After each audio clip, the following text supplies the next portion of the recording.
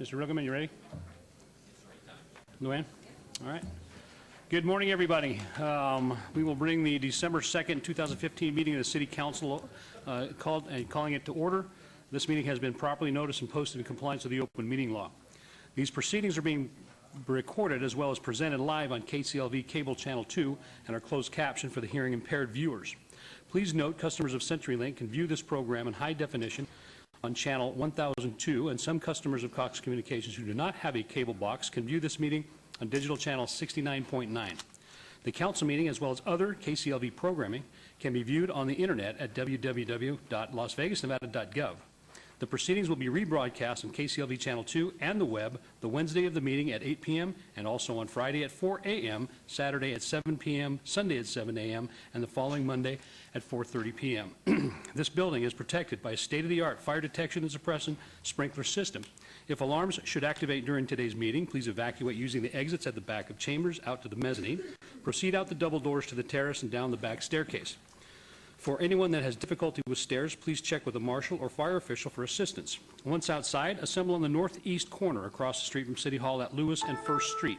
Employees wearing safety vests or our city marshals will inform you when it is safe to re-enter the building. For public comment related to these items, on the agenda, citizen participation and public hearing items, we have available a speaker card, which you can complete and submit to the city clerk. Cards are also available online in the city clerk's office or at the rear of chambers. If you do not submit a card, it does not prevent you from speaking under public comment, citizens participation, or specified public hearing items. Is there anyone present today that has a need for hearing impaired equipment? Please see the city clerk's staff. If you parked in the parking garage across the street, please be sure to have your ticket validated by security officers when exiting. Before we proceed with the agenda, would everyone please rise for the invocation given by Reverend Rachel Baker, the Unitarian Universalistic Congregation of Las Vegas, and please remain standing for the pledge.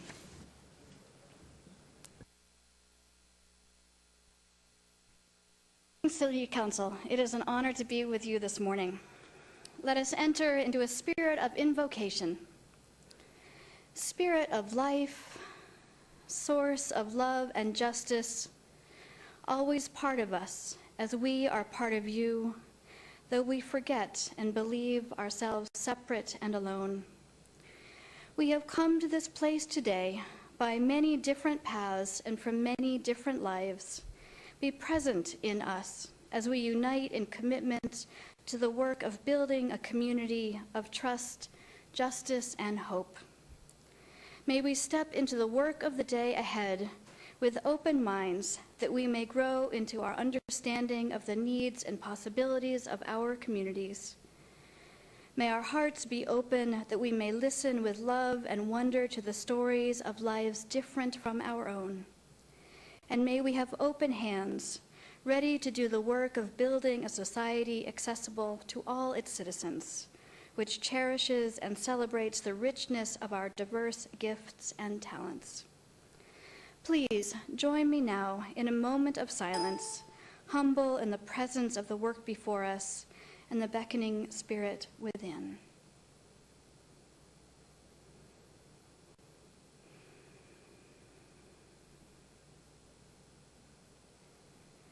May we be reminded always by that deep love which lives and breathes in all beings, that we are linked together like the strands of a spider's web, each to each into a broad and rich community. May each word spoken or action taken in this gathering be in service of the health and thriving of this community. In gratitude for the service of those gathered here and the possibilities of this day, I say, may it always be so. Amen.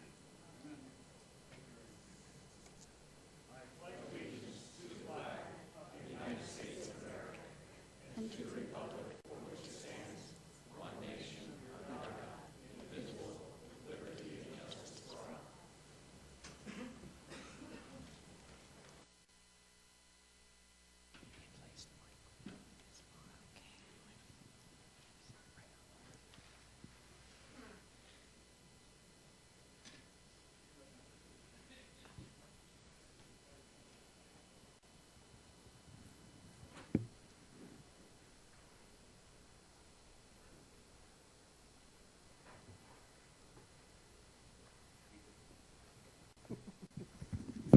Well, good morning, everyone. I wish to excuse Mayor Carolyn Goodman as she is out of town, and Councilman Barlow will be joining us shortly.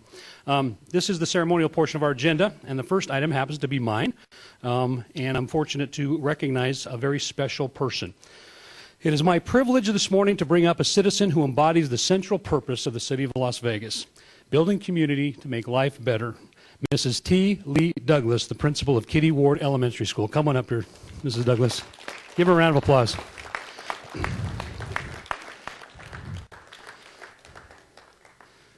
You're in trouble now, girl, because we have pictures. Mrs. Douglas opened Kitty Ward Elementary School as its first principal in the fall of 2006. From day one, with open houses for families and a commitment to make children feel at home, she has drawn the community together. Mrs. Douglas and her team set out to decorating in ways to make the children feel at home when they are at school. Students look forward to how the office and halls change with the seasons. See your pictures? We did our homework. Elementary school principal is not just a job, it is a lifestyle. You will find Mrs. Douglas at every event she can cheering on the students in both their athletic and academic achievements. Keeping children active, healthy, and ready to learn is no easy task. Mrs. Douglas supported the students and teachers to create an outdoor classroom complete with garden beds and seating to teach important lessons in the fresh air. No, they're getting ahead of me. This is the good one, right? Mrs. Douglas has always gone above and beyond for her students. She can truly be a Wonder Woman when her kids need her. She even kissed a baby pig in front of the students once they met their academic goals. Is the pig nose on? Yep, got the nose going there. Mrs. Douglas has the heart of an educator. No problem is too great or too small to solve when it helps with one of her students learn. Her students know that she believes in them, and they know she believes in their potential. Again, it is my privilege to recognize Mrs. T. Lee Douglas as Citizen of the Month in the City of Las Vegas, December 2015. Congratulations. Now, Mrs. Douglas, I would be remiss in not recognizing Andrea Clafter Paquita. If you come up here too, please. You're her immediate boss, but you are also the Assistant Chief Superintendent representing Pat Skorkowski's office. So I appreciate you coming too. Before I hand the microphone to Mrs. Douglas, you get to do it first. I've had the pleasure of supervising Mrs. Douglas this year. We've known each other for many years, but this is the first year I've actually gotten to work directly with her. And she has an amazing school, just wonderful things going on. You can see that students are learning, students are happy, her staff is happy, and great things are going on there. So it's truly been my pleasure. Now it's your turn. I just want to say thank you from the bottom of my heart. My life's work has been kids and making it the best environment for them, both socially and emotionally and academically. And I just appreciate the honor. Thank you very much. Mrs. Douglas, we appreciate you and what you've done for the children in Ward 6 and around that school. You've done such a phenomenal job. And just so you know, she looks beautiful today. She was seen digging in the dirt with me a few weeks ago as we were recognizing Fossil Day. We had the kids out there, Josh Bondi from UNLV, the paleontologist. We had a blast. So I can't tell you how much we appreciate what you do. You also get this wonderful plaque to hang on your wall.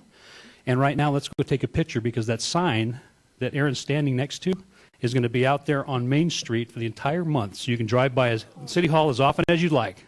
Let's go get a picture. Oh, I forgot those.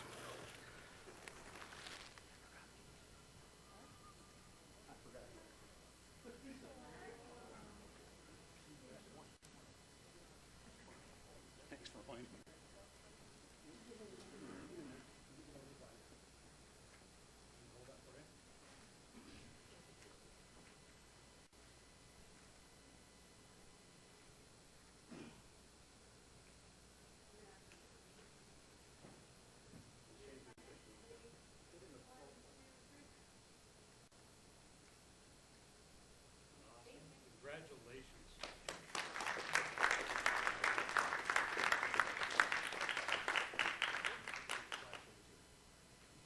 She's going to need help carrying that thing.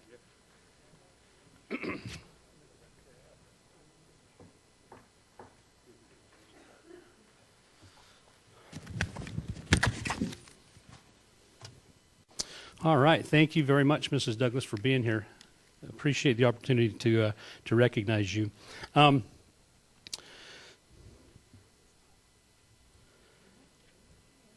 Recognition of the 2015 American Motorcycle Association Safety Award. I would like our last item on this ceremonial agenda would be, I would like to invite Municipal Court Judge Cynthia Leung, Court Administrator Dana Havlick, and our alternative sentencing manager Beverly Golston to join us at the podium. Come on up here. Give them a round of applause. We also have James Kimsey, representing the American Motorcycle Association. You're here, okay? Who I would like to ask to join us as well. And I'll tell you why these folks are all up here. Our municipal court and our judges do a tremendous job processing thousands and thousands of cases that come through our court. While the court undertakes this mammoth job, they are also ensuring public safety. James, I'd like to turn it over to you because I understand that you have a presentation you want to make to our courts. Thank you very much, Mr. Mayor Pro Tem and ladies and gentlemen. In 2012, the National Highway Traffic Safety Administration appointed a special panel to assess safety in Nevada. I was actually a member of that panel. At that time, we had recommended more judicial involvement in motorcycle safety. In 2014, along with Senators Parks and Menendo from our Nevada State Senate, we formed a focus group, and we found several key factors in motorcycle safety, one of which was sentencing and alternative sentencing was a key component. More than 90% of fatalities in 2014 had a moving violation within 6 months prior to their death. And we also found that for each fatality in Nevada, it cost the state, through resources and lost revenue, over $1 million. In January, we began an experimental program, and the Las Vegas Municipal Court was the first in the entire nation to issue an administrative order for alternative sentencing that an offender would be sentenced to a class on his bike in an actual safety course. The net result of that, with no cost to the public, has been saving 25 lives, $25 million, and a reduction in fatalities statewide by the courts now adopting the program of 38% from 2014. These statistics are only through November 21st. As of this morning, 15 states across the country are now adopting this same program, and it's spreading rapidly. It's an unusual occurrence because the first ever motorcycle brand in the United States was founded in Las Vegas, Nevada in 1887, and Iron Eagle, and we're a charter member of the American Motorcyclists Association. So it's our pleasure, upon behalf of the association, to give the first ever Motorcycle Safety Award to the Las Vegas Municipal Court System, the first ever court to receive the award, and for its great work and its continued work as setting an example for the rest of the country. Wow, awesome. Wow, that is amazing. I think you're going to give that to Judge Leung. This sounds like an absolutely fabulous program, and I must say this before I give the microphone to the judge, that our municipal court judges are they set the bar really high because we've got such great programs. You guys do such a great job on a lot of different fronts with the folks who need a little help in the community. So, Judge, with that, I'll hand it over to you.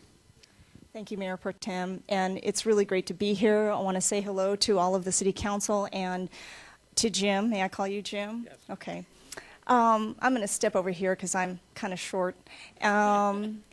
It is unusual, I would say, this award, and on behalf of Las Vegas Municipal Court, let me just say how honored we are to receive this recognition.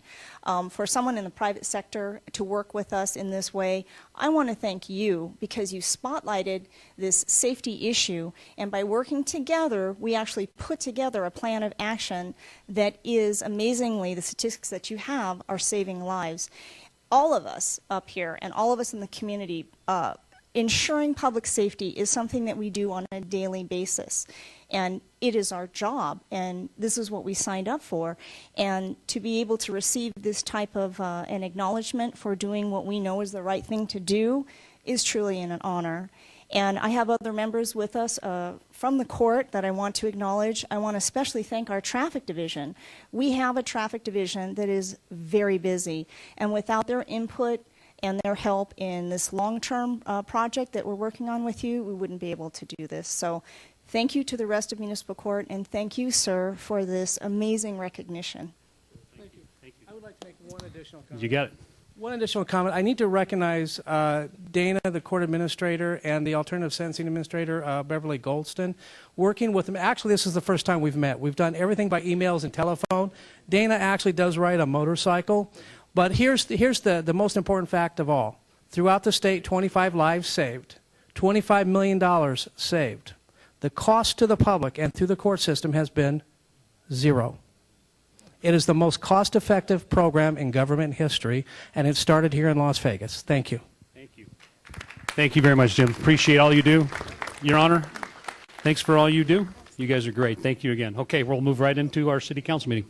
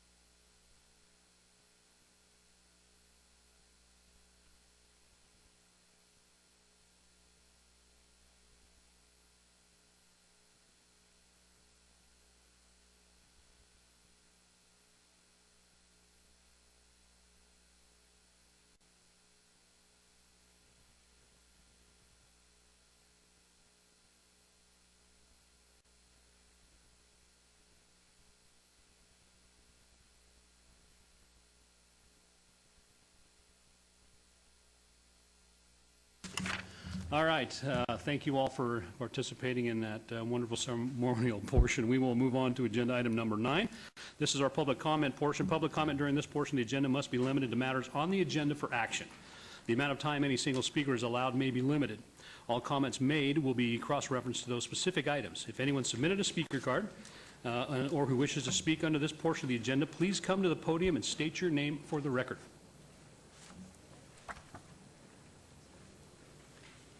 Good morning again.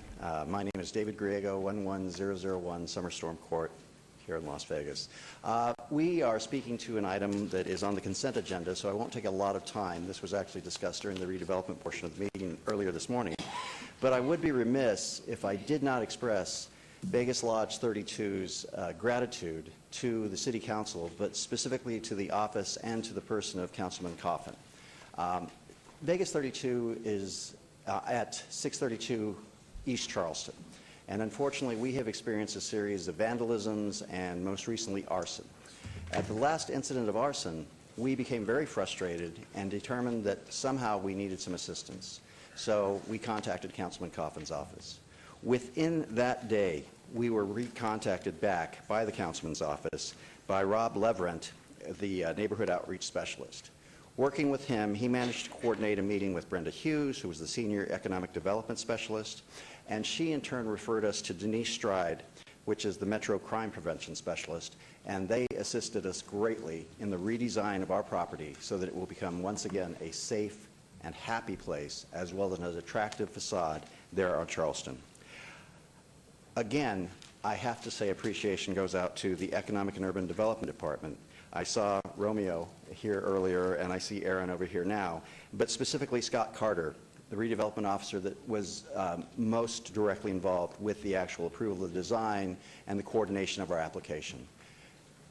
I cannot express enough the appreciation that we have for City Council, City of Las Vegas, and certainly Councilman Bob Coffin.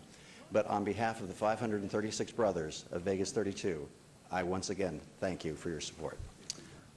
Thank you, Mr. Griego. That, I think, is the best thank you we've ever gotten on a visual improvement program, Mr. Arndt. That's pretty significant, so good job. Thank you very much.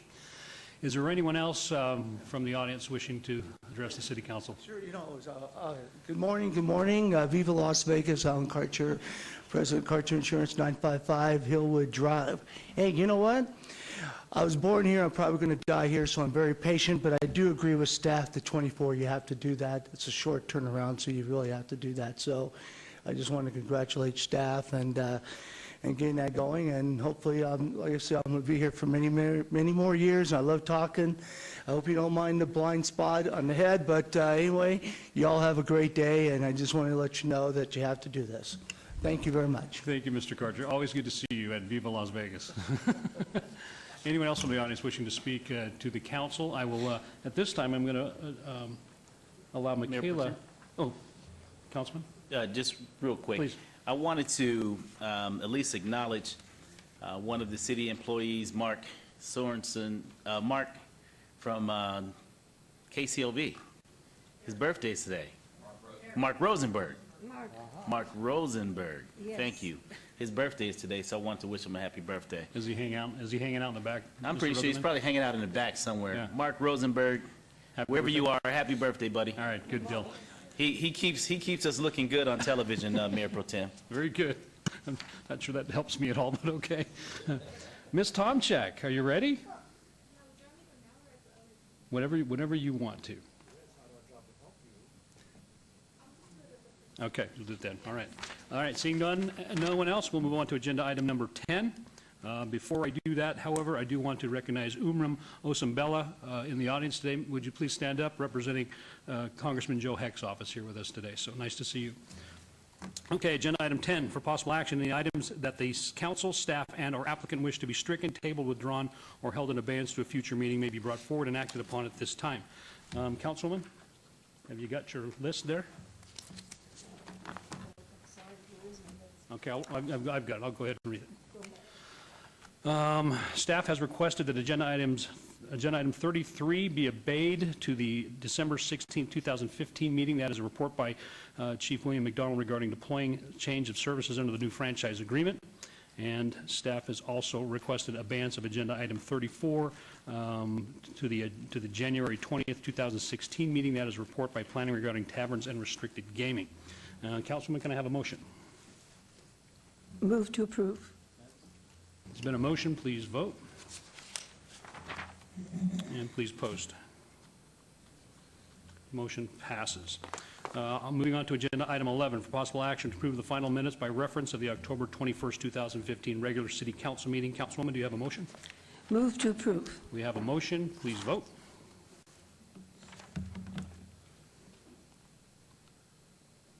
And please post.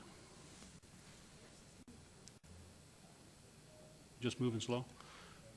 Okay.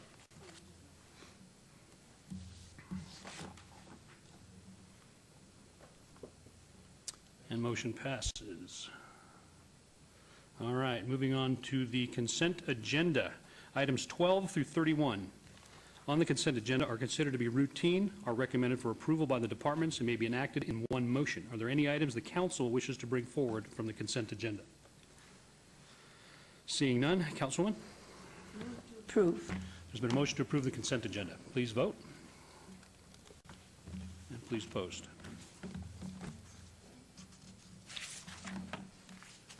And that motion passes. We are now on agenda item 32, report by William Arndt, Director of Economic and Urban Development, regarding EUD's current and planned projects. Mr. Arndt, you have the floor. Thank you. Good morning, Mayor Pro Tem, members of council. For the record, Bill Arndt, Director, Economic and Urban Development. It's been a while since we've given you a comprehensive update of everything we're working on in EUD, but rather than go through every project, I want to give you a snapshot of things that we're working on in the department. And in doing so, I really want to cover the entire operation. As you know, and I think a lot of our business clients know, we really have 4 lines of business. And we've organized these lines of business to help get projects started, projects realized, and projects finished. And that's really the point of this slide. We have 4 teams: business development, led by Patrick Sinnott; redevelopment, led by Romeo Betty; asset management, led by Phil Steckinger; and parking services, led by Brandy Stanley. And we've organized these teams really to help projects get going start to finish. You heard that through the VIP program with redevelopment. You're going to see it in some other projects that I'm going to talk about today as well. So for business development, we're really focusing on our strategy. We're working on updating a strategy that we developed back in 2013 with the help of TIP Strategies out of Austin, Texas. And in that strategy, we came up with 9 goals. We realized that business changes, circumstances change, and so we wanted to update and refresh this strategy.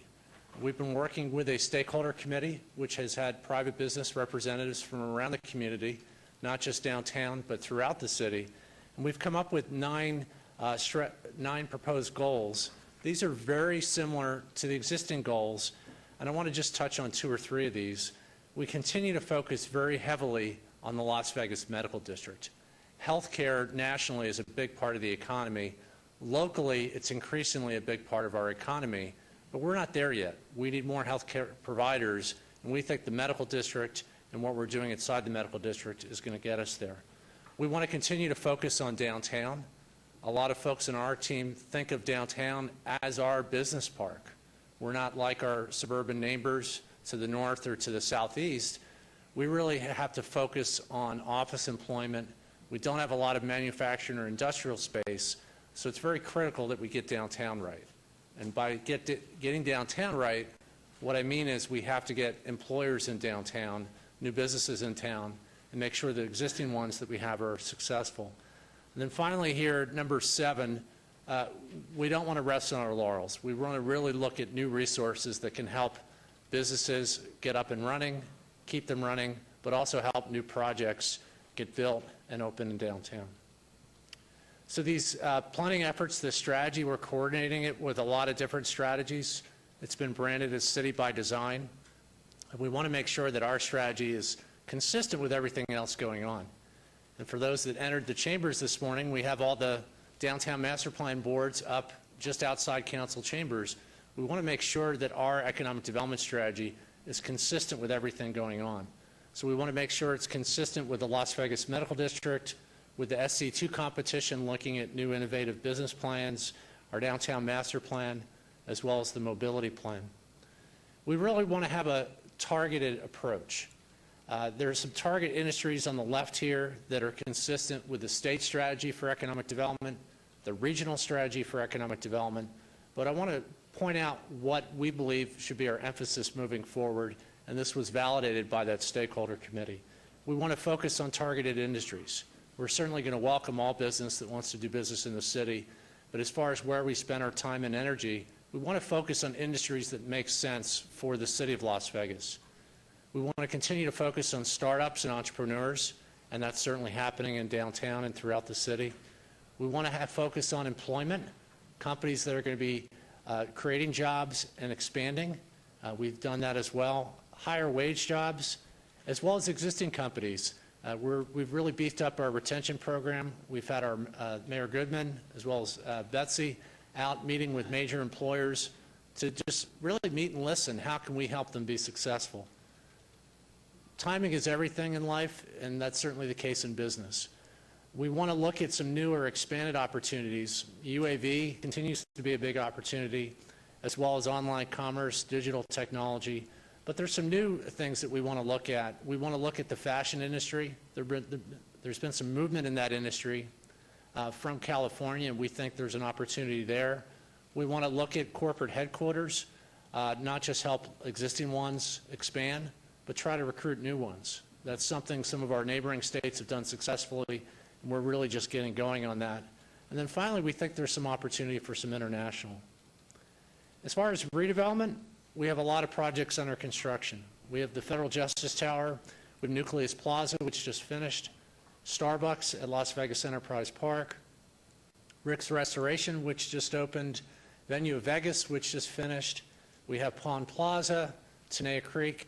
So there's a lot of projects that have been going on and are either been completed or about to be completed, some with our help, some without our help. We have a lot of active projects, the Justice Tower that I mentioned, the Supreme Court building, Enterprise Park Retail, the West Side School project, as well as the CIM retail project at Downtown 3rd. We have some major planned projects with the School of Medicine, additional Class A office space to be developed by EHB next to the Nevada Supreme Court building. Cleveland Clinic still has plans to expand at Symphony Park.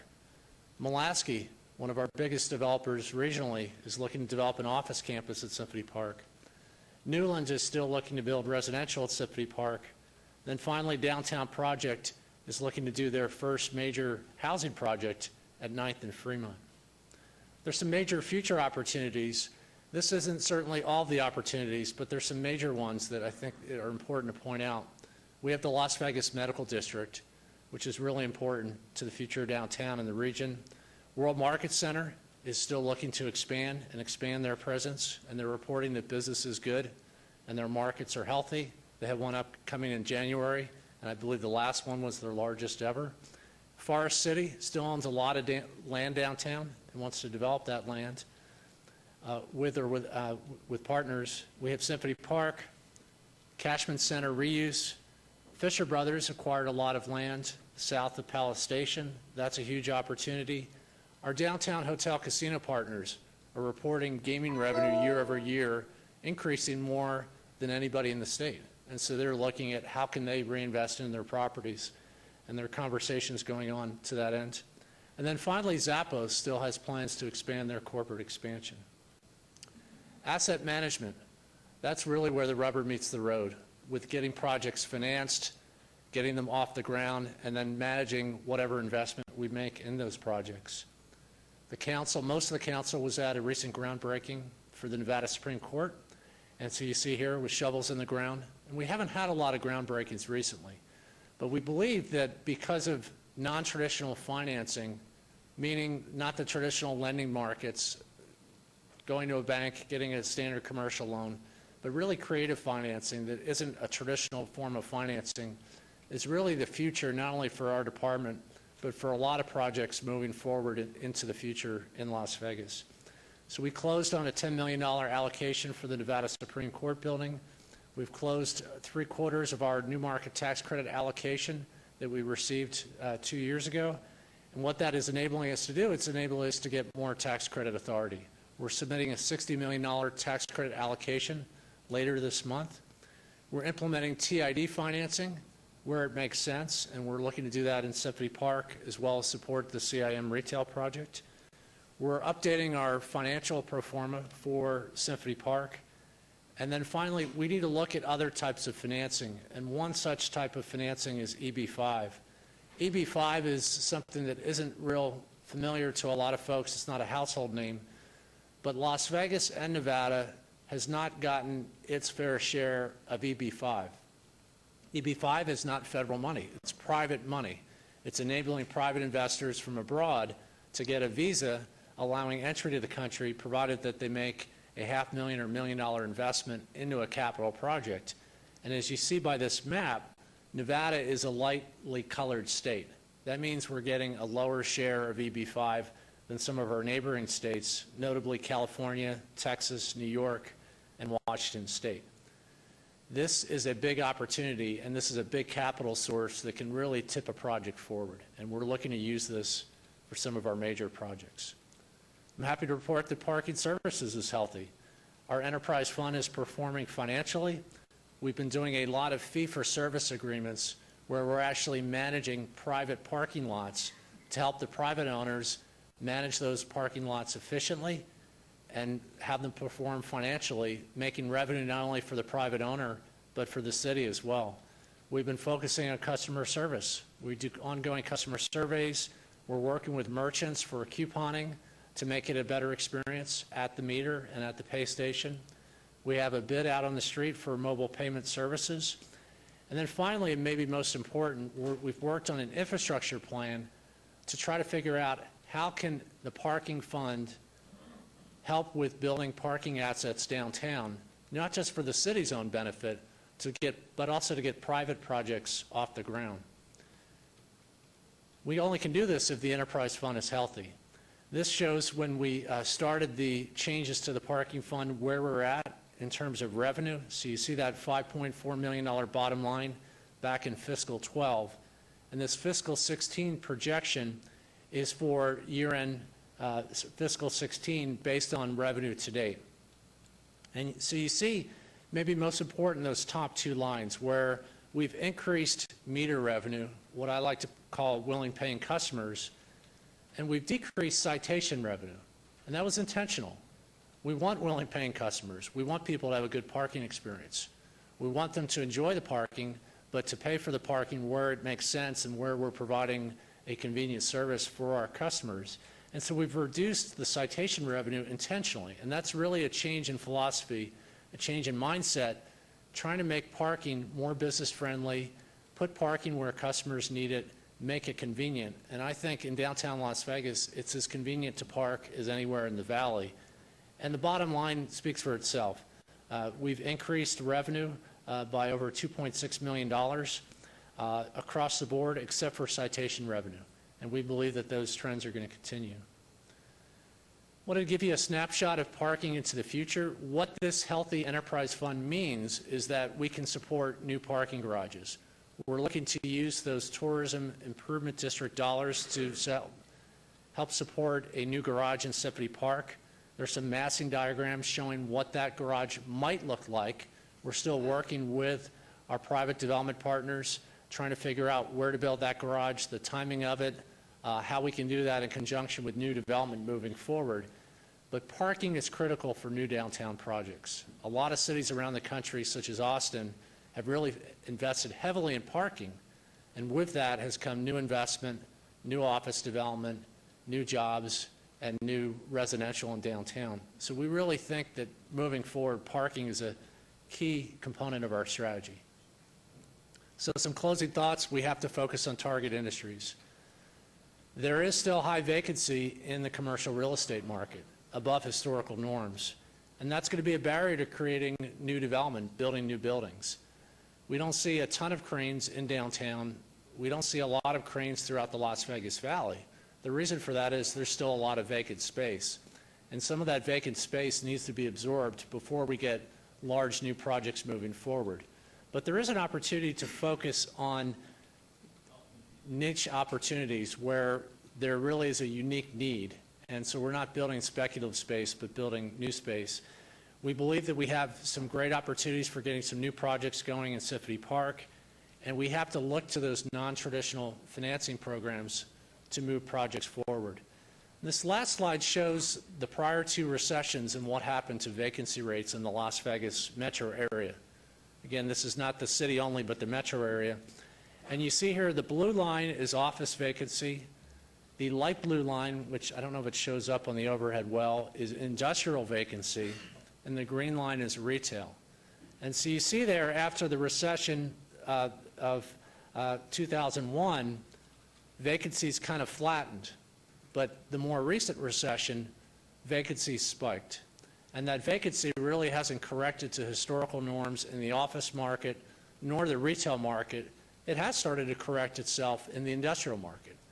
So this isn't a complete barrier to getting new projects off the ground, but it is a market reality, and we have to work within that market constraint and keep an eye on what makes sense moving forward. With that, I'd be glad to answer any questions. Thank you, Mr. Arndt. Councilwoman? Thank you for your very good report. I just would like to put an emphasis here on the desire of myself, and I think maybe some of the other council people, that those individuals who have held up the land, saying they were going to do a project, and they wanted an extension, and then another extension, and then another extension.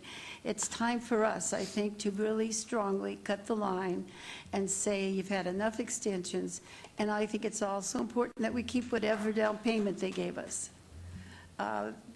Because that down payment was sort of a in-kind that you have because you're holding the land. But we've held that land for a long time for them. I think we should open it up. I think that, you know, it hinders other people who are interested knowing that we've given an extension again and again. So I again repeat, I think that we have to end those agreements with those people who have not fulfilled the agreement. Thank you, Councilwoman. Councilman Pierce. Thank you, Mayor Pro Tem. I would agree with my colleague from Ward 1 and add that I do not believe that the sum of all of the earnest money deposits that we have taken equal the interest that we have paid out on the money that we borrowed to improve Symphony Park. So I would agree with the Councilwoman that we do not want to be given any of this earnest money back. Okay, thank you. Anyone else? Councilman Coffin? Just wanted to say that I'm going back to the chart on the office vacancies and other vacancies. That may be our new normal. I don't think our economy is going to recover in the same way. It's a whole different economy.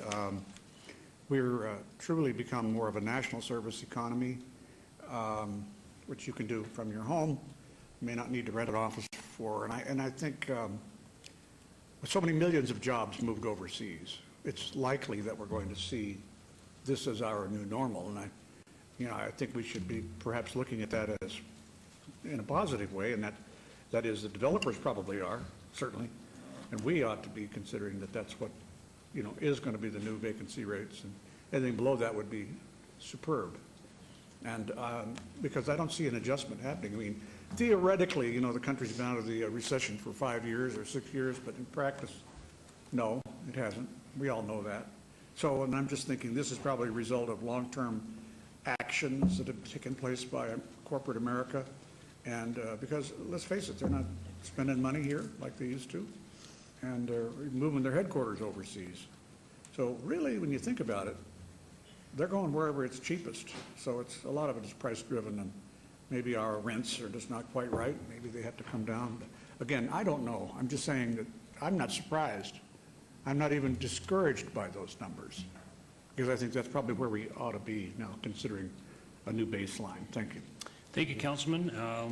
Thank you, Mr. Arndt. This is a report only and no action is required. We will move on to agenda item 35 as 33 and 34 have been obeyed. Thank you, Mr. Arndt. Thank you. Report by planning staff regarding the status of the city's renewable energy efforts. This concerns all wards, and we are delighted to see Mr. Perigo with us today. Ms. Perigo?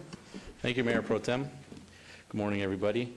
So with me today to present, Mr. Edgar Patino, who's the Local Government Affairs Manager for NV Energy. Come on up, Ms. Edgar. Perigo, grab a microphone. Yeah. Grab a microphone and identify yourself. I'm here to present on the agreement that we have entered into with NV Energy. But before we do that, I wanted to briefly kind of set the stage and give an overview of kind of where we're headed in the state and as a city in terms of renewable energy and energy conservation. In the state, we set a fairly aggressive policy framework, renewable portfolio standard through 2019, I believe, or 2020, to hit 20% renewable energy coming from our grid. Today, I think we're at 23%. Senate Bill 123 that was adopted in 2013 really started to move us to renewable energy and to cleaner burning fuels. The renewable energy tax abatement has generated over $5 billion in investments in our state. and has abated about $500 million, so about a 10-to-1 payback on that investment. And the LEED tax abatement has resulted in 66 LEED buildings. There's been $107 million in abatement so far. The result is that Nevada is number 1 in geothermal capacity per capita in the country, and number 2 in solar capacity per capita. We have the 11th lowest total energy consumption per capita and the 12th lowest total emissions per capita. In the city, this really all started back in 2005 when we signed on to the U.S. Conference of Mayors Climate Protection Agreement, committing the city to reduce our greenhouse gas emissions 7% below 1990 levels. With the agreement we're going to talk about in a minute, we would be at roughly 40% below 1990, which is a huge accomplishment. Currently, we're at about the same emissions as 1994, roughly. So there's been a series of policy documents that have been adopted, but the one that really got us to where we are today in terms of energy was a sustainable energy strategy in 2008, and that set very aggressive targets for renewable energy and energy conservation at city facilities. As a result of all that policy work, we now have 3.3 megawatts of installed solar at the Water Pollution Control Facility, and we're planning another 2 megawatts. 2.8 megawatts of solar across 35 city facilities, and we have been awarded 2.1 megawatts of Hoover Hydro that should be coming online in October of 2017. In addition, we have invested in energy saving conservation measures at all of city facilities, and we've switched out our street lights to LED, and all new buildings have been built to a LEED standard, so the new fire stations that have come online are very efficient. So what that means in terms of savings, over the last 5 years roughly, we're seeing over 90 million kilowatt hours of total saved energy. Works out to about 25 million kilowatt hours annually. That's saving us about $4 million a year. Cumulative savings is just over $20 million. So that's allowed us to get to where we are today with this agreement. With the roughly 20% of renewables that are already coming off the grid, and the 20% of credit that we have with our own renewable generation capacity at city facilities, that leaves about a 60% gap to take all of our city facilities that are served by NV Energy, retail load, to net zero electricity or 100% renewable electricity under this agreement with NV Energy. So the details of the agreement, it's a 3-year term beginning in January 2017. That is dependent on the start date for the Boulder One solar project out in El Dorado Valley. That's the project that will be providing the renewable credits for the city under this contract. The anticipated start date is January 2017, but of course it depends on when that is complete and up and running. The agreement is for 43 million kilowatt hours a year at a cost of about half a cent per kilowatt hour, or roughly $228,000 annually. Now, as with everything that we've done in our energy strategy, this too will pay for itself. Every investment we've made not only pays for itself, but is returning money to the city. We have identified about $250,000 in additional annual savings. And I got to tell you, the NV Energy team has been fantastic through this whole thing. Once we really focused on this and got started down this path, Edgar and the whole team at NV Energy has been incredibly responsive. They've brought their top experts to help us figure this out and to go through our facilities and develop a list of additional conservation measures beyond what we've already done. So conservatively, we think we can easily save another $250,000 a year to cover the cost of this agreement. And we anticipate about $130,000 in rebates. We've collected millions of dollars in rebates to date. So we're very confident in our ability to do this. And again, this is a bridge strategy. This agreement will get us to 2020. And at that time, once we have Hoover online, we have the additional 2 megawatts at the wastewater treatment plant. We have the additional savings online. Other technologies that we know are coming that will be viable by then. We'll really be able to enter into a 20-year agreement to develop additional solar to take all of our facilities to 100% renewable energy. So with that, I will turn it over to Edgar, who wanted to make a few comments. Mr. Patino. Thank you, Council, and thank you, Tom. Edgar Patino with NV Energy, 6226 West Sahara, and also with me, joining me in the audience, I have some of the experts that Tom had mentioned, Mr. Adam Grant, who is the manager of demand-side management programs. I also have Mr. Tom Woodworth, the director of strategy and origination, and Mr. Mark Ray is the manager of market fundamentals. First of all, I would like to congratulate council and city staff on your vision and most of all on your execution. You've been at this for several years now, and you've received due recognition here in our community and also across the nation. And I would also like to express that at NV Energy, we are proud to have been your long-standing partner all along the way, as Tom has mentioned. Over the years, the city has participated in NV Energy's solar generations program, receiving more than $9 million in incentives to install small-scale solar on 37 sites throughout the city. The city has also been a longtime participant in our SureBet program, which provides incentives to install or retrofit to energy-efficient equipment. And since 2010, the city has completed 45 SureBet programs, earning more than $1 million in incentives, and more importantly, as Tom had mentioned, saving $4 million a year in consumption. The path forward, as presented today by Tom, allows us at NV Energy to take the next step in providing solutions to meet the city's sustainability goals. And we are happy to partner with the City of Las Vegas to meet your retail energy needs with 100% renewable generation generated in Nevada for the benefits of our Nevadans. The solution allows the city to benefit from solar energy without raising costs for other customers.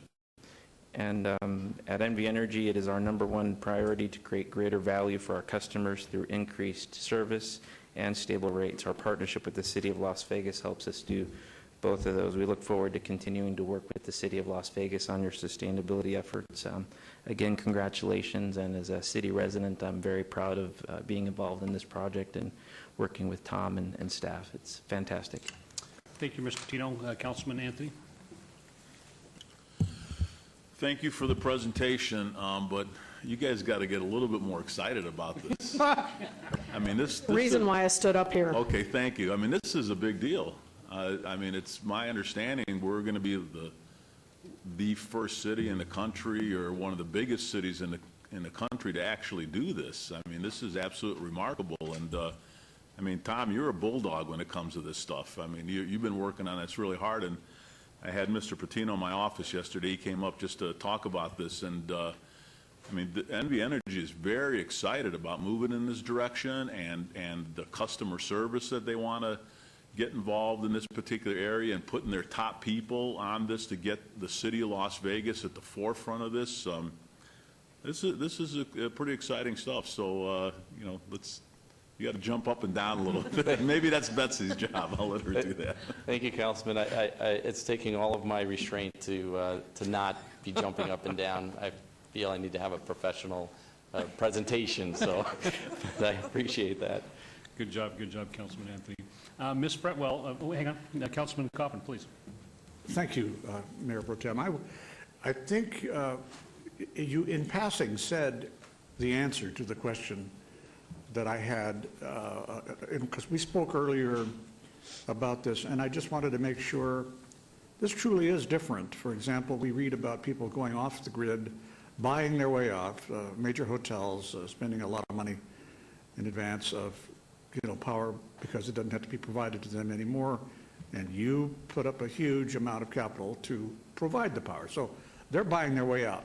But I think what I heard you say is that in this particular instance, there is no shift of cost to the consumer. You said those words. Is that correct? That in fact we have created our own self-sufficiency? So, Councilman Coffin, you are correct. So this is not about the city exiting the system. This is simply about, in my view, continuing what we've been doing for years, which is assisting the city with energy efficiency and conservation, and then also with their renewable efforts. And so in this particular agreement, what you'll see happen is it will facilitate the city going 100% green without burdening any of the residents of Nevada and any of the other customers. The Public Utilities Commission will review this agreement, and that will be their charge to ensure that other customers are not burdened. So you are correct. So, okay, there is no subsidy from other ratepayers to make this happen? No. Well, that's a big no. I mean, that's a big question, and that is the question. That makes me so proud of you guys, and particularly Tom. I know that Stavros was definitely on this thing from the beginning, but I always had this nagging thought in my mind. I don't want to shift the cost, be a big rat off the sinking ship and leaving you behind, goodbye, pay you a little money and leave. This is much better. Thank you, Councilman. Councilman Pierce, you good? I would like, and I echo the same comments. I mean, I'm going to let Ms. Fretwell make a couple of comments because I think it's significant that it falls right in line with what Councilman Anthony suggested. Ms. Fretwell? A few of you were sitting on the council in 2008 when you picked me to be the city manager, when Doug left. Shortly thereafter, it's looking at all the direction council had provided, and you know how I encourage you on a regular basis to give us resolutions or policy guidance on key things that you feel are important for the future of our community. You did that in 2008. I took the helm in early 2009.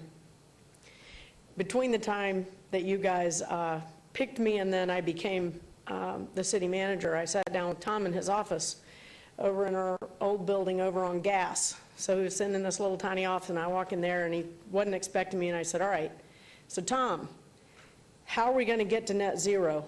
And he said, what? And I said, how are we going to get to net zero? And he said, well, we're doing really well on our carbon emissions and our footprint and all that kind of stuff. And I said, yeah, how are we going to get to net zero? And when will we get to net zero? And he said, 2025. I said, that's not good enough. Come up with something else. I'll be back next week.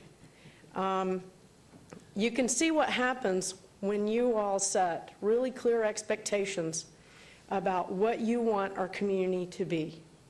You get alignment and activity and results. And it didn't take us till 2025. It took us till now, 10 years short of that 2025 window. We performed for this community. And we are going to be able to proudly say that we are using 100% clean energy in a partnership with a public utility to take all of our retail power use to a clean energy standard of 100% in less than a year when that plant is finished being built. We are the first in this state. We are the first with this kind of partnership, certainly of our size, and we will be setting the standard for all those other cities across the country to look at and say, hey, we can do it too. They say local actions make a difference.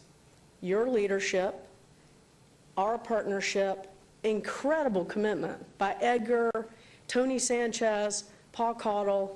I'm telling you what, when we talked to them several months ago, when we saw Switch make that jump to 100% renewable, and I had talked to Tony on the phone and I said, Tony, we want to be next. And he said, how much time do I have, Betsy? I said, not much, Tony. And he said, we're on it.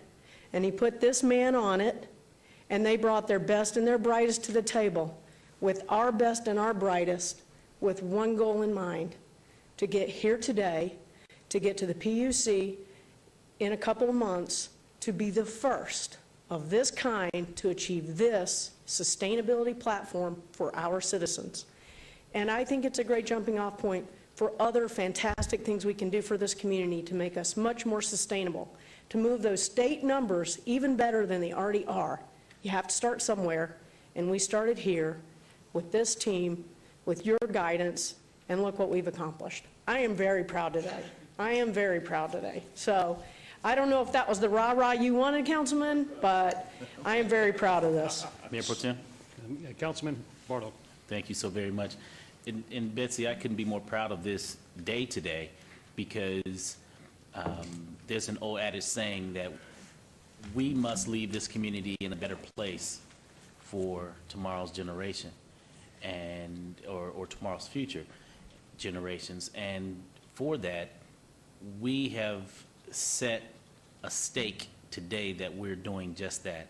When we look at the carbon emissions and the global warming that's taking place and all of the pollutants and nuclear waste that's exposed to our water systems, our water tables, our environment as a whole, and to take this leap of faith to move in the right direction to be a cleaner community, it basically runs in alignment with what the United Nations is talking about today from a global economic standpoint. And so for that, I couldn't be more excited to be a part of a community, to be a part of legislators, to really set the pace along with a public utility agency that have joined forces in that collaborative effort in order to be the first out the gate to say that this can be done. And so for that, the question that I have is, how is it that we are going to not only celebrate it, but expose it nationally, internationally, because this is something that is most definitely a pace setter for municipality to be one of the first of its kind to move in this direction for the sake of tomorrow's future. Well, obviously, Councilman, we've been using our traditional media sources, but I think there's a lot of power in partnership, and we have a lot of opportunities. I kind of jokingly talked to the mayor about this when we were getting ready to roll this out at the press conference last week. You know, last year we won an EPA Green Power Leadership Award, and we've been recognized by the U.S. Conference of Mayors for our sustainability efforts. We've been recognized by the U.S. Chamber of Commerce by our already efforts, not even this major accomplishment. And, you know, it'd be my goal that we continue to pursue those things, and we've got some incredible opportunities. You're on the board of directors of NLC, National League of Cities. I mean, every city should know about this. So we're happy to sit down with the leadership of NLC, the administrators there, and work out a way that we can have this shared at upcoming conferences in some of their own communications. City manager publications, we have sustainability opportunities to talk about through our sharing platforms. U.S. Conference of Mayors. And clearly the U.S. Conference of Mayors. I started with saying, I joked with the mayor, they're going to create I think they should create a new award for our mayor and our city through the U.S. Conference of Mayors for what we've accomplished, because it's one of a kind. And this is big. This is really big, and it's going to help a lot of other cities figure out a way to achieve what we achieved. I also, would like to say, and I mentioned this in briefings yesterday, that many other cities have established community standards for getting to renewable platforms and to get to a net zero community. We're talking about the city and the city's retail use of energy for our buildings, for our parks, for our street lights. And we've done great things. I mean, we save over $4 million a year through our energy efficiencies. We've generated $9 million in rebates, which has diminished NV Energy's requirement to supply, which is really good. But this is about the neighborhoods too. So we have an opportunity to take this accomplishment and parlay it into an accomplishment for our community as well, by paving the way for residents to also take advantage of and help us achieve a net zero community standard, not just a governmental standard, which is what we're achieving through this agreement. That's going to take a little bit of work. Tom's probably sweating right now. But I do believe that it's attainable and that we can really work in partnership with NV Energy to make this happen. I've had a couple of conversations with Mr. Cottle and Mr. Sanchez about, look, we've got to get some tools out to the community that help them achieve what we were able to achieve. Because they have a renewable platform goal too, and they know that this is the future of energy. So what better partnership than to work on things like that together? So I think this, while it is a huge accomplishment, critically important for us, for our taxpayers, for our long-term sustainability, this is something that I think we can work very hard to get our community engaged and behind in addition to all those other cities and communities who may benefit from the work we've done in this partnership that they may not have thought was possible.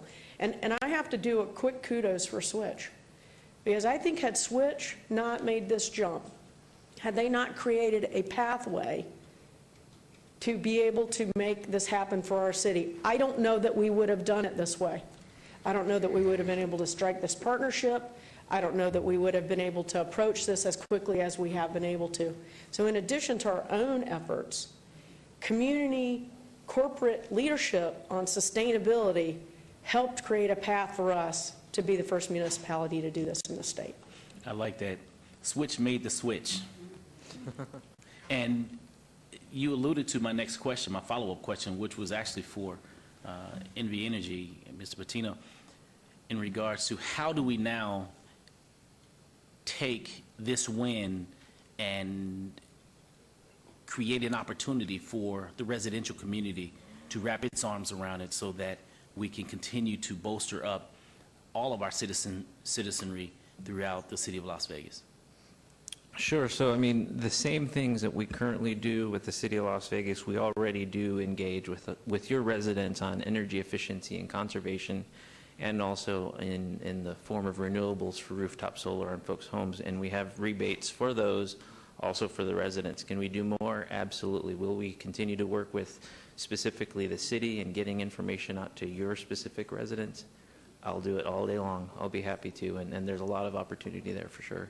And I would like to sit down with you and your team to possibly come up with some type of program that I can push it even harder throughout my ward, being that I represent one of the oldest communities in the city of Las Vegas proper, that some additional educational components could be very helpful to me as I assist in the process of being able to streamline some of the opportunities that will exist specifically for some of our older homes in the city of Las Vegas. Fantastic. And I should mention in Mr. Adam Grant's department, there's a specific person, a manager who is now in charge, and this is a new position, and it's great that you're mentioning this. It's a new position, and I forget the exact title, but it's a manager of customer engagement. And so it is our goal to be even more proactive with our customers and with residents. I see them as the same. And so we are definitely going to focus on that going forward. I appreciate it. Congratulations. Thank you. Thank you, Councilman. Thank you, Mr. Patino, Mr. Perigo, and Ms. Fretwell. This is huge. This is a big deal for all of us. The band is playing in the background, the confetti, the streamers, the whole 9 yards. So envision that for a moment, because this is a huge, huge step for the city of Las Vegas in moving in the right direction. And Councilman Tarkanian and I were here in 2005, Mr. Perigo, and I think we both keenly remember starting this path and how excited we are to see it come into fruition. At least I can speak on my benefit. I think Councilman feels the same way. This is really cool stuff, so good job. This is only a report, and no motion is needed. Thank you very much.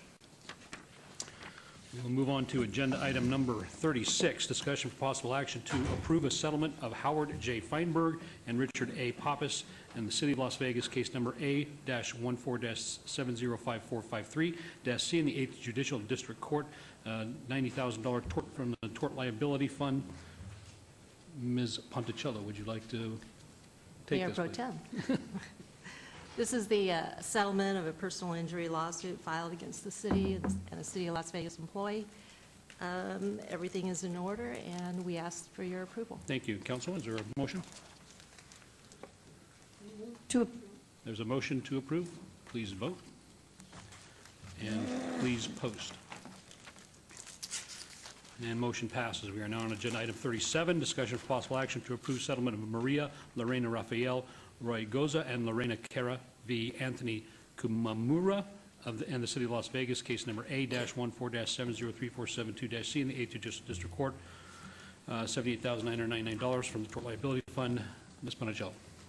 Mayor Pro Tem, again, this is a settlement of a personal injury lawsuit filed against the city and a city employee. Everything is in order, and the City Attorney's Office asks for your approval. Thank you. And Councilwoman, do you have a motion? Move to approve. There's a motion to approve agenda item 37. Please vote. And please post. And motion passes. We are now on agenda item 38, discussion of possible action regarding the installation of speed humps on El Camino Avenue between Las Verdes Street and Valley View Boulevard. $10,000 Traffic Improvement Capital Project Fund. This is in Ward 1, Councilman Tarkanian. Mr. Bowers, the floor is yours. Good morning, Mayor Pro Tem, members of council. My name is David Bowers. I'm Director of Public Works for the City of Las Vegas.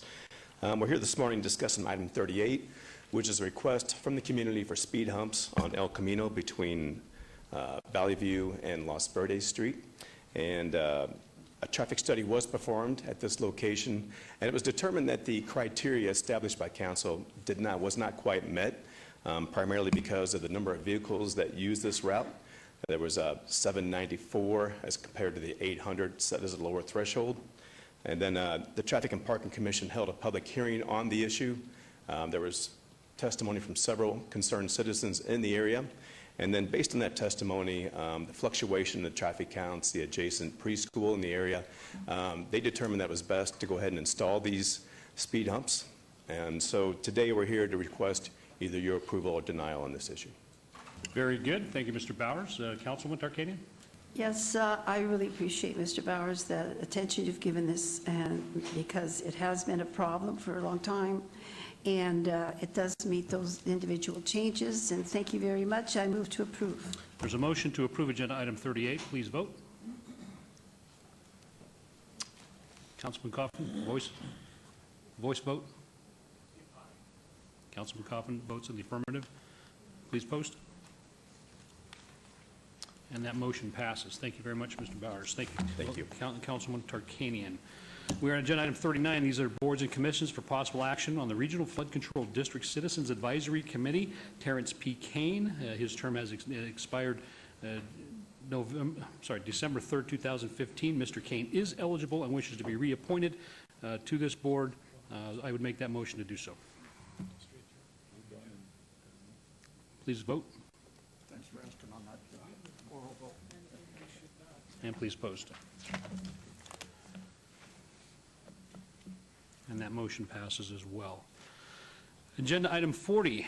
This is a recommending committee. Bills eligible for adoption at this meeting. Bill number 2015-90. Councilman Barlow, would you like the bill read? Yes, Mayor Pro Tem. Bill number 2015-90, an ordinance to extend the boundaries of the city to particularly describe the land to be annexed, to make its inhabitants subject to the laws, obligations, and benefits of the city, and to provide for other matters related thereto. Thank you. Councilman? Yes, I have a note here that states that Commissioner Brown asked that this item be obeyed until January 4th. Are you aware of that? Councilman Anthony? I actually spoke to Commissioner Brown, and we're good to go on both these items. Okay, all right. Thank you. I appreciate it. And with having said that, I will move for approval, subject to all conditions. Okay, there's a motion to approve agenda item 40. Please vote. And please post. And that motion passes. We are now on agenda item 41, bill number 2015-94. Councilman Barlow, would you like to have the bill read? Yes, please. Bill number 2015-94, an ordinance to extend the boundaries of the city to particularly describe the land to be annexed, to make its inhabitants subject to the laws, obligations, and benefits of the city, and to provide for other matters related thereto. Okay. Thank you. Councilman? Yes, and Councilman Anthony, this is good also? Okay, move for approval. There's a motion to approve agenda item 41. Please vote. And please post. Motion passes. Agenda item 42, recommending committee. Bills eligible for adoption at a later meeting. Items 42 through 44, bills 2015-95, 2015-97, and 205-98 will be heard at a later meeting. We will move on to new bills.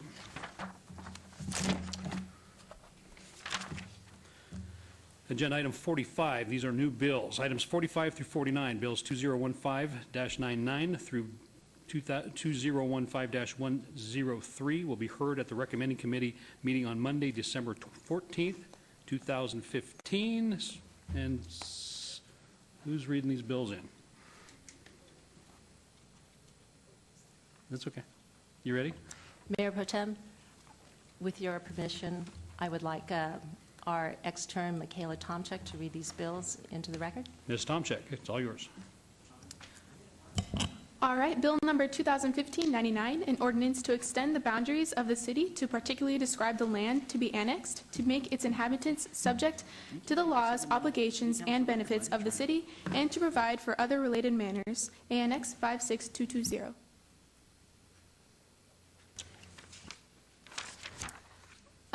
Bill number 2015-100, an ordinance to extend the boundaries of the city to particularly describe the land to be annexed, to make its inhabitants subject to the laws, obligations, and benefits of the city, and to provide for other related manners. ANX 61445. Bill number 2015-101, an ordinance to extend the boundaries of the city to particularly describe the land to be annexed, to make its inhabitants subject to the laws, obligations, and benefits of the city, and to provide for other related manners. ANX 61446.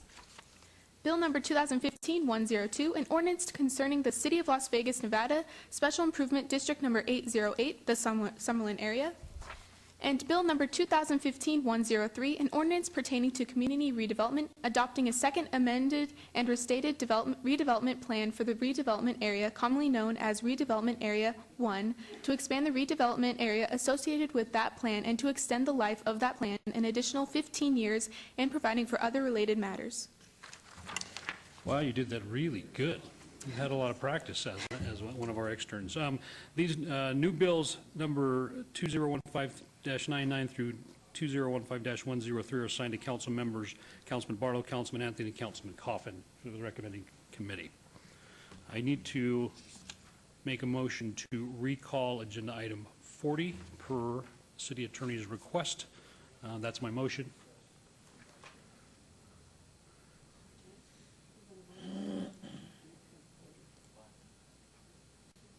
There's an amendment to it on 40. I'll let Mr. Steed fill us in. Are we voting? Yeah. What's the motion exactly? The motion is just to recall agenda item 40. And vote, and please post. And that motion passes. Okay, on agenda item 40, Mr. Steed. Thank you, Mayor Pro Tem and members of the council. This is an annexation that needs to be amended because it contains an effective date in sections 4, 5, and 6, and that effective date is passed. So the amendment would be to put another effective date that's still the future so we can record it. And so in each of those sections, the existing date of November 25th would be changed to December 11. And just for safety's sake, let me read the title of the bill again with the amendment. It's Bill number 2015-90, an ordinance to extend the boundaries of the city to particularly describe the land to be annexed and to make its inhabitants subject to the laws, obligations, and benefits of the city, and to provide for other related matters as a First Amendment. Thank you, Mr. Steed. And Councilwoman, you want to make that motion? Or Councilman Barlow, I'm sorry. Move for approval. Thank you, Councilman. First Amendment. Been a motion. Please vote again, and please post. Motion passes. Thank you, Mr. Steed. Thank you, Councilman Barlow. Wow. We are on agenda item 50. City clerk, set date on any appeals filed or required for public hearings. I would instruct the city clerk to set the public hearings dates and appeals from the city planning commission meetings and dangerous buildings or nuisance letter abatements. Thank you. Moving on to agenda item 51. This is citizens' participation. Public comment during this portion of the agenda must be limited to matters within the jurisdiction of the city council. No subject may be acted upon by the city council unless that subject is on the agenda and is scheduled for action. If you wish to be heard, come to the podium, give your name for the record, and the amount of discussion on any single subject, as well as the amount of time any single speaker is allowed, will be limited to 3 minutes. Are there any members of the public who wish to speak under this portion of the agenda regarding items related to the city council? Mayor Pro Tem? Oh. Mayor Pro Tem.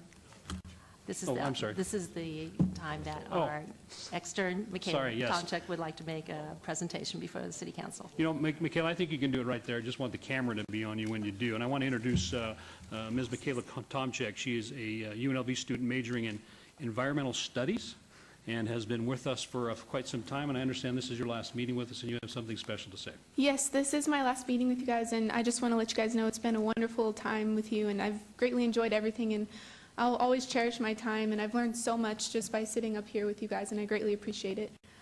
So I guess I'll get on and talk about what I wanted to discuss with you guys today. As you're getting a brochure about a place called Gold Butte, and Gold Butte is Nevada's piece of the Grand Canyon. And some of you may know this place, some of you may have even been there. But it's a magnificent place. It's absolutely beautiful. The vast sandstone structures are eroded by the wind to create these uniquely shaped places. One such place is called Hobgoblin's Playground, and prime desert tortoise habitat along with bighorn sheep migrating grounds. And it is sandwiched right in between Grand Canyon National Park and Lake Mead National Recreation Area, as you can see on the map. And not only is it special for its beautiful geologic structures, but it's also very special because it has thousands of year-old petroglyphs from the Anasazi, Moapa, Paiute Indians, and also it has like 100-million-year-old dinosaur tracks, which actually UNLV professors are studying currently.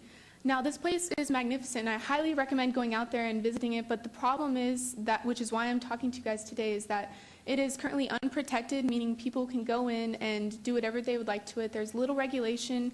I even witnessed, I saw a petroglyph shot off the wall. I found bullet shells and shattered clay pigeons and trash everywhere, and tons of other problems have been associated with this, as you've heard of the Cliven Bundy issue.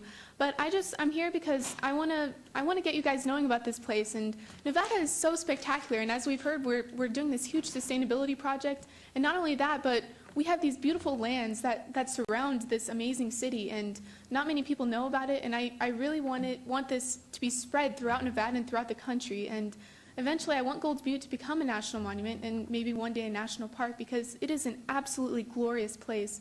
And I wanted to let you guys know about it, and all of you in the audience, and spread the word. I mean, it's a great place, Gold Butte. It's our piece of the Grand Canyon, and we're Nevadans, and we should cherish the land that we have. And we truly are a special state, a gem in the United States. And I have a club actually at UNLV called UNLV Wilderness, and we're doing a lot of work getting petitions signed for Gold Butte. We do volunteer events in the community and outreach. And if you're interested, unlvwilderness.com. But I really thank you guys for letting me talk to you guys. I very much love this place. It's become one of my new favorite spots in Nevada, and I hope you guys can make it out there. If you have any questions, you can ask me later or anything. So thank you again. Thank you, Ms. Tomczyk. I think we feel and sense your passion for Gold Butte. Thank you very much. It's been a pleasure to have you with us for the short time you have been here. We are expecting great things out of you. And I have the pleasure in my staff of working with her mother over at Riverview High School, Ms. Denise Tomczyk as well. So you've done a great job. We're very proud of you. Mayor Pro Tem? Councilman.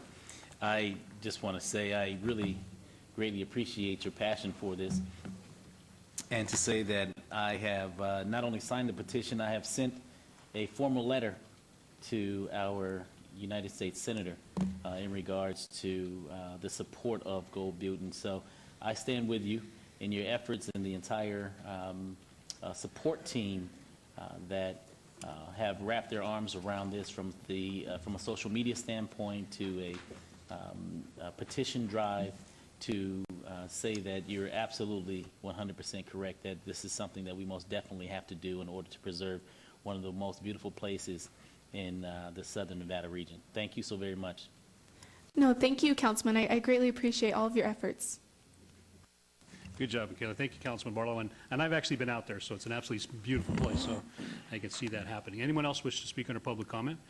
Well, on this Councilman Coffin. issue, I'm sorry, sir.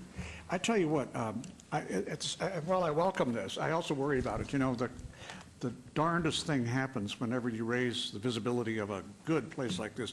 Sloan Canyon became known, and then vandals follow when 318 was put up to shortcut to Ely, and then people discovered in the White River Valley there's wonderful art, Native American art.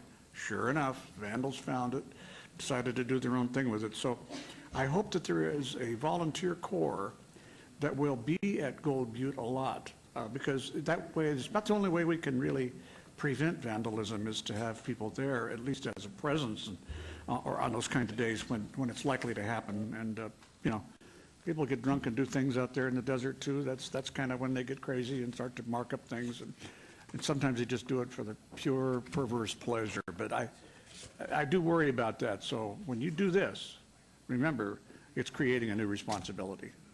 So thank you. Thank you, Councilman. All right, public comment to this portion of the meeting is closed.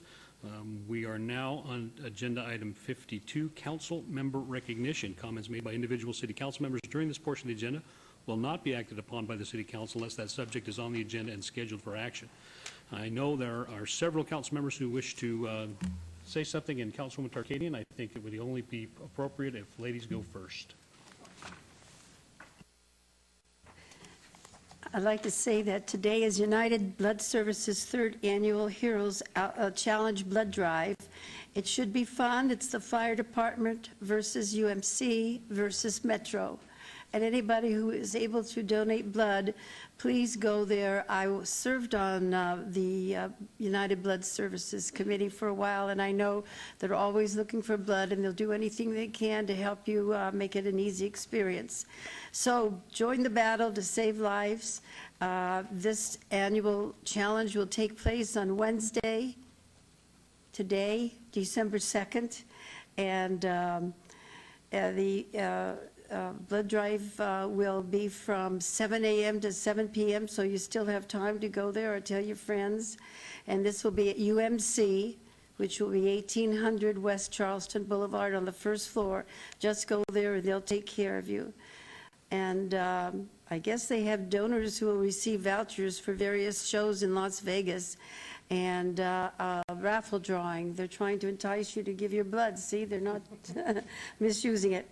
And then I wanted to say that I'll be speaking at an upcoming Seniors United Holiday Luncheon next Wednesday, December 9th at 12 noon, and it's at 1401 Flamingo Road, the library there.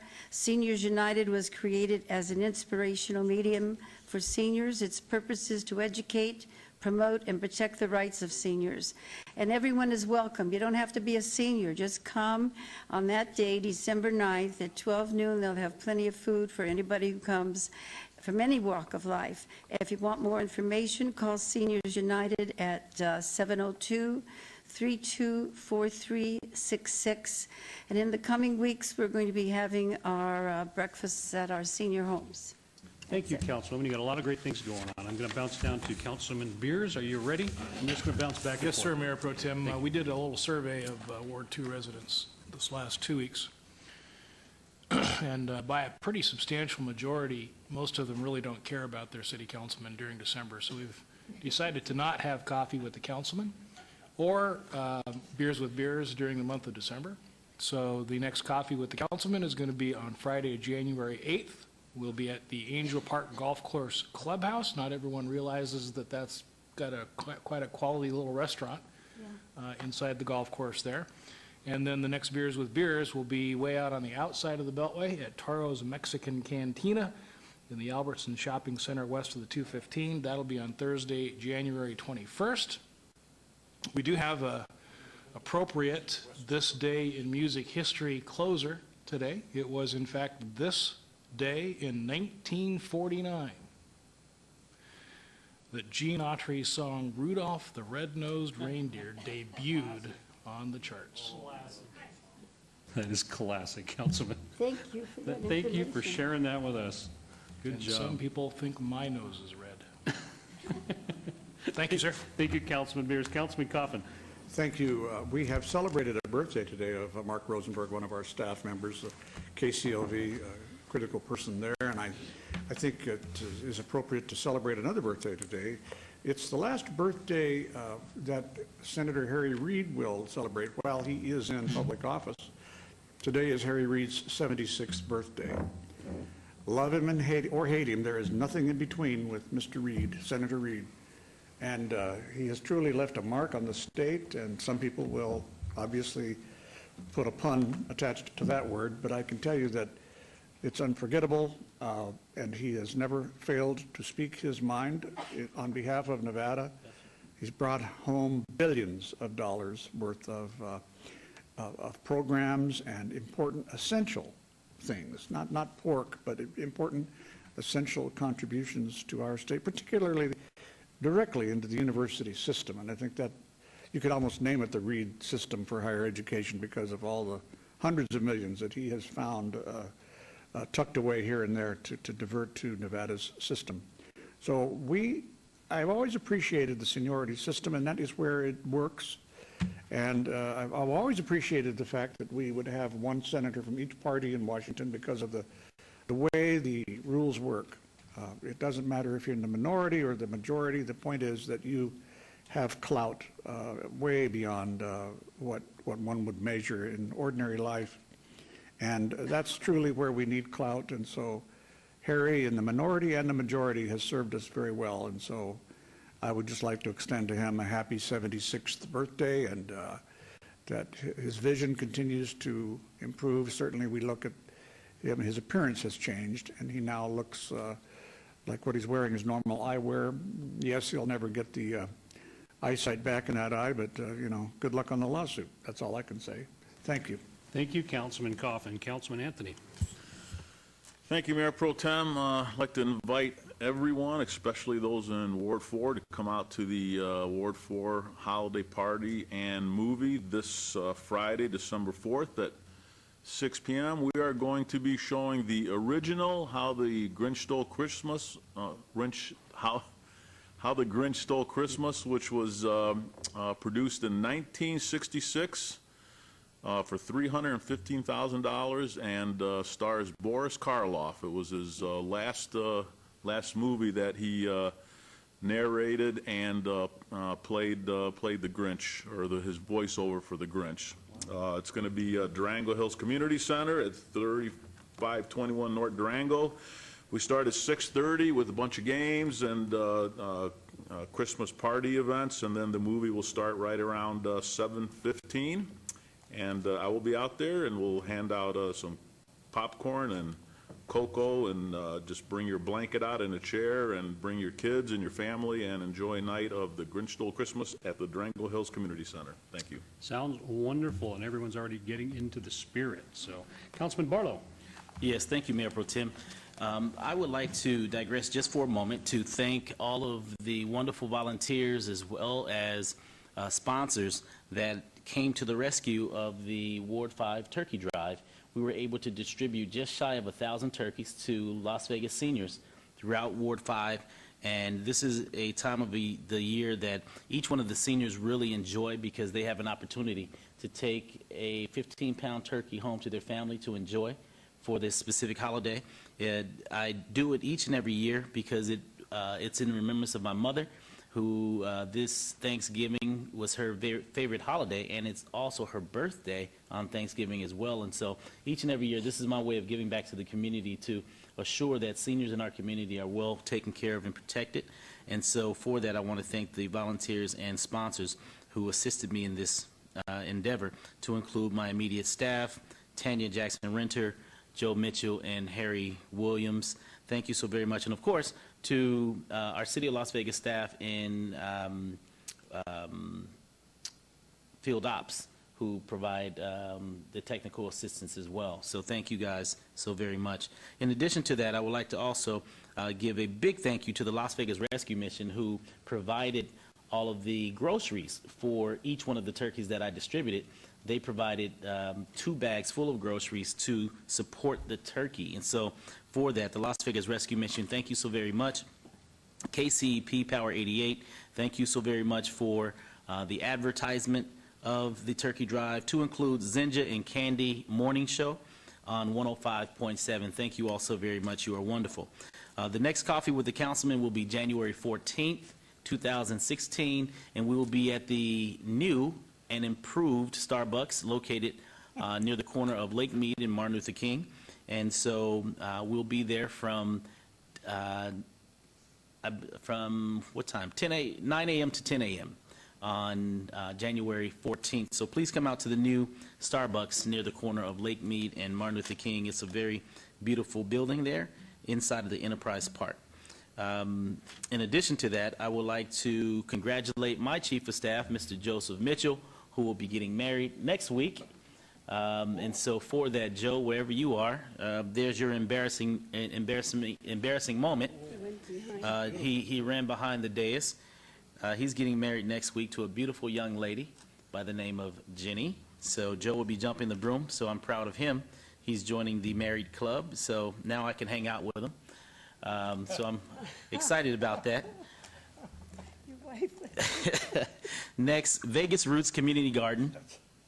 Vegas Roots Community Garden is located at 715 North Tonopah Drive. Has a program titled Little Roots Garden Club, where children can learn how to experience growing food from seed to harvest. And for more information, you may contact Miss Rosalind Brooks at contact@vegasroots.org. And this is near the corner of Tonopah and Bonanza. Secondly, the Holiday Handicraft Sale is Thursday, December 3rd. The Las Vegas Senior Center will host their Holiday Handicraft Sale on Thursday, December 3rd from 10 a.m. to 2 p.m. The entrance is free. All crafts are handmade and will include a variety of selections from quilts, photo albums, crochet and knitted items, ceramics, jewelry, holiday crafts, and more. And for more information, you may contact their office at 229-6454. Next, the Smith Performing Arts Center, Saturday, December 5th and 6th, presents The Snowman. The Las Vegas Philharmonic's traditional holiday gathering launches the city's festive season with a family-friendly, fun-filled concert that brings the community together on stage and off. Please visit the Smith Performing Arts Center's website at www.thesmithcenter.com for more information. And of course, as always, you may follow your councilman on social media on the following links. Thank you so very much, and happy holidays to everyone. Thank you, Councilman Barlow. A lot of things going on in all of our wards, so it's an exciting time of year. Likewise, in Ward 6, we've got some great things happening as well. It is, of course, coming up this Saturday, December 5th, is our annual Cowboy Christmas out at Floyd Lamb Park at Tule Springs. That is a photo of last year as Santa Claus. It is free to the public. It's a fabulous opportunity to come out and have a great time. We've extended the hours this year because it's so popular, but you can come out with your families. We'll have Santa Claus. The mayor will be there. We're now doing a dog contest. So you dress your dog up in holiday gear and bring them out so the mayor and I can judge them. We had hay rides, a petting zoo, jump house, local entertainment. The farmers market will be out there, as well as lots of local vendors selling their cool stuff. So come on out and have a great time. Like I said, it is free. It's from 10 to 4 p.m. A lot of the kids will be out there singing with their choirs from schools on the city stage. It is a lot of fun, plus the classic car show. And understand weather is supposed to be perfect, right, Ms. Kramer? Okay, thank you. All right, moving on. Always in our efforts as council members in the city of Las Vegas, our efforts for public safety, we are having a crime prevention and preparedness night. Sheriff Joe Lombardo will be joining me out at the Centennial Hills YMCA, or Centennial Hills Community Center, Wednesday, January 27th. Just putting this out there soon, so everybody, or early, so everybody can get this on their calendars. It's a great opportunity to talk to the sheriff about upcoming things that are going on and safety in your neighborhood, your home, at work, and when you're at play. So come on out and join me and the sheriff for a night talking about some safety stuff. There will be some CERT training, some fire education. Nevada Child Seekers will be there as well, so that's going to be a great opportunity. Speaking of Nevada Child Seekers and our continuing partnership with them, we do have a missing person. Las Vegas Metropolitan Police Department Missing Persons Section is asking the public's assistance in locating a missing and endangered person, Amelia Martin. Amelia was last seen November 27th in the area of Lake Mead and 95. Amelia was last seen with Alexander Maynard. That's the picture on the right. Alexander was driving a white GMC truck with a toolbox on the back and a California plate of 7P65630. Anyone, please, with information on the whereabouts of Amelia Martin or Alexander Maynard is urged to contact the Las Vegas Metropolitan Police Department at 702-828-311 or Nevada Child Seekers at 702-458-7009. And as always, easy to connect with your council members. It's easy to connect with me. You can always find me at lasvegasnevada.gov/Ward 6. You can certainly find me on Facebook and Twitter as well, or call my office at 702-229-6154. And that is my email, so you have anything going on in your neighborhood, please let us know. That is it for the current agenda. I'm going to have to take this opportunity. We have one item left, council members, So we're going to pause the meeting for a few moments while the city clerk resets, and then we will move on to the last agenda item, 53, and once that's heard, we will adjourn the meeting. How much time do you need, Lynn?